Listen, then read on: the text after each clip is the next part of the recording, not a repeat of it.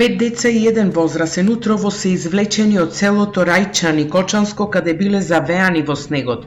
Нешто пред 10 часот на единствениот повикувачки број за итни случаи 112 беше пријавено дека 5 малолетници и еден возрасен поради обилните врнежи се заглавени во селото и не можат да се симнат во Кочани. Центарот за управување со кризи ја извести штипската полиција и локалната самоуправа на Кочани, пошто денеска напладне со теренско возило на доброволната планинска спасувачка служба Осогово, сите се извлечени и безбедно однесени дома. Оттаму апелираат граѓаните да ја следат временската прогноза и да бидат подготвени за зимски услови. Пушти сме тим со наше теренско возило, безбедно стигнавме на лице место у селото, викам Масловата, извлечевме ги дечките, до село Бели ги симнавме, каде што не чекаше тим на полициската станица, ги предадевме на нивните родители, срекме си да минава дома, без никакви проблеми.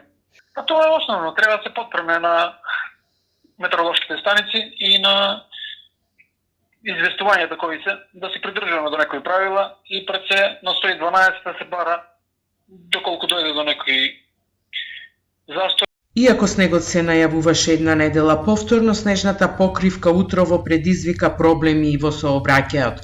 Како што известуваат од АМСМ, поплавнево на сила е забраната за движење на тешки товарни возила на повеќе планински превои.